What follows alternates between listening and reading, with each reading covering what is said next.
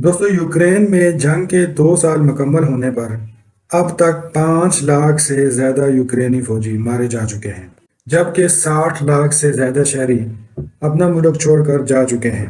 Ukraine में जारी खूनी जंग को 2 साल गुजर चुके हैं। इस जंग में 5 लाख से ज़्यादा फौजियों की जान गई है।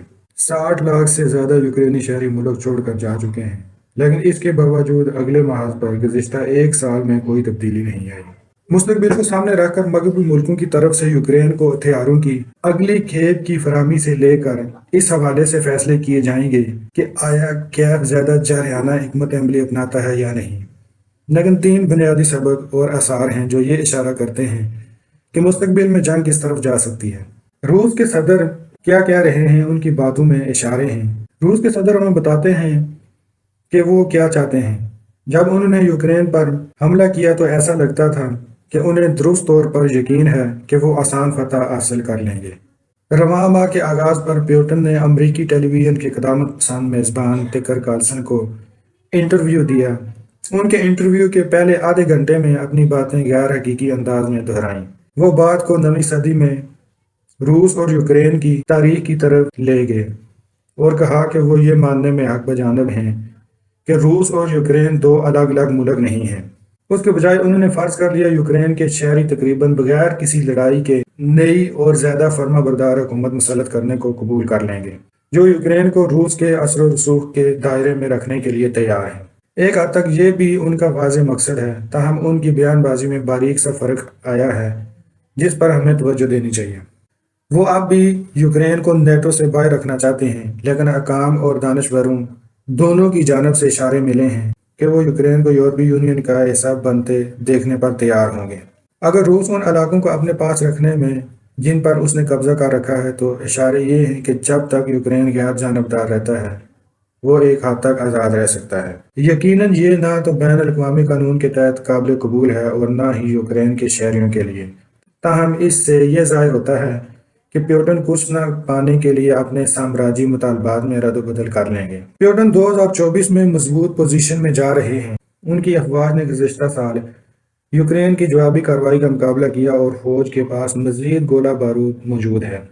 प्यूटन को मगरब में सियासी तब्दीली की उम्मीद है, खास तौर पर अगर डोनाल्ड ट्रंप सदारती इंतखाब जीत जाते हैं। ताहम हमें बातचीत के लिए किसी हकीकी आमादगी की तवक्को नहीं रखनी चाहिए। तो दूर की बात है, जैसा कि अगला साल आ रहा है, अगर यूक्रेन 2025 में अपनी अफवाज को नए सिरे से कार्रवाइयों के लिए तैयार करता है और जैसे जैसे मगरबी गोला बारूद की पैदावार में इजाफा होना शुरू होता है और इसका अज़म बरकरार रहता है, तो इस सूरत में ऐसे किसी भी इशारे पर तवज्जो की ज़रूरत है। प्यूटन को परेशानी लाक हो रही है। अगर ऐसा हुआ तो ये इस बात की अलामत हो सकती है कि मुज़ाकरात मुमकिन हैं, लेकिन मुस्तकबिल करीब में कशीदगी में इजाफा हो सकता है या प्यूटन सूरत हाल पर दोबारा काबू की कोशिश में खतरा मोल ले सकते हैं। अफरादी कुव्वत अहम है, लेकिन ये दोनों फरीकों के लिए एक मसला है। मगरब में ज़्यादातर बहस इस बात के गिर्द घूमती है कि यूक्रेन को कौन से हथियार भेजे जाएं। माजी में ये कहा गया कि सही हथियार सही वक्त पर सही तादाद में फराहम नहीं किए गए। यकीनन फौजी अमदाद की फराहमी की रफ्तार, पैमाना और नौइयत अहमियत रखती है, लेकिन हकीकत यह है कि ऐसा कोई जादुई हथियार नहीं है जो तनहा जंग का पांसा पलट सके।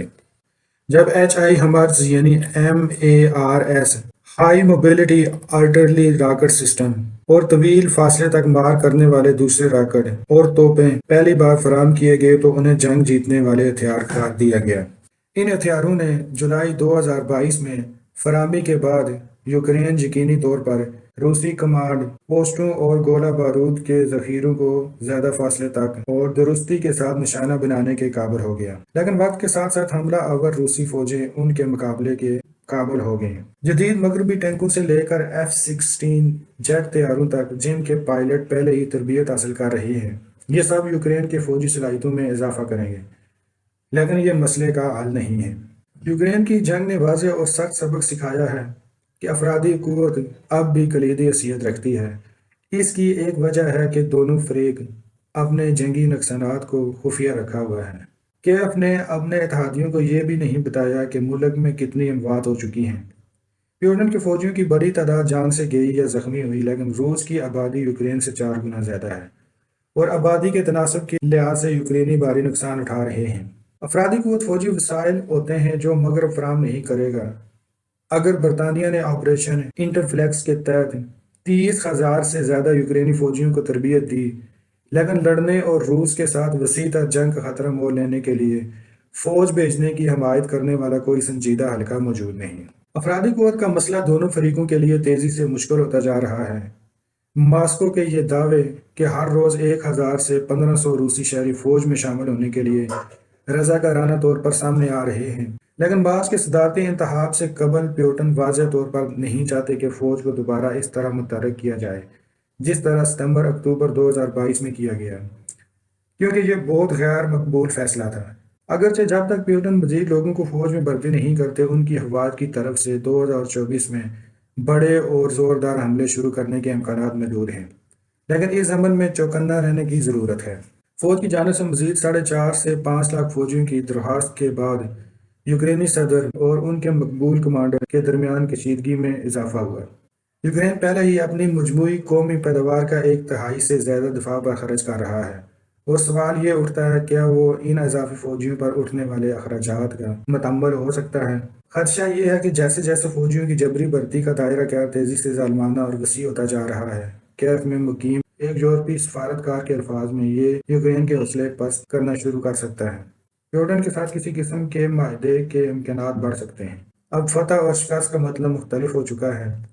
جیت اور شکست کے بارے میں اکثر کھوکھلی باتیں ہوتی رہتی ہیں۔ جنگ کے آغاز میں جب روسی فوج کیف کی طرف سے پیش قدمی کی جا رہی تھی تو فتح اور شکست کی وضاحت کرنا نسبتاً آسان تھا، یعنی ایک آزاد خود مختار قوم کے طور پر یوکرین کی بقا براہ راست خطرے میں تھی۔ تاہم 2 سال بعد یوکرین کی عوام کے غیر معمولی مزاحمت کے بدولت ان کی وضاحت کرنا بہت مشکل ہو چکا ہے۔ کیا یوکرین کی فتح کرائمیا سمیت مقبوضہ علاقے کے ہر انچ سے ہر روسی فوجی کو بے دخل کرنے سے کام نہیں ہے؟ نہ صرف یہ ایک مشکل کام ہوگا، بلکہ ضروری نہیں کہ اس سے جنگ ختم ہو جائے، بلکہ صرف یہ ہوگا کہ اگلا محاذ قومی سرحد پر منتقل ہو جائے گا۔ پیوٹن اس وقت بھی اپنی فورسز کو دوبارہ اکٹھا کرنے سمیت یوکرین کے شہریوں اور برقی نظام پر ڈرون اور میزائل حملے کرنے کے قابل ہوں گے۔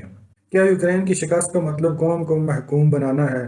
اب اس بات کا امکان بہت کم دکھائی دیتا ہے، کیونکہ روس کی فوج بہت بھاری نقصان اٹھا چکی ہے۔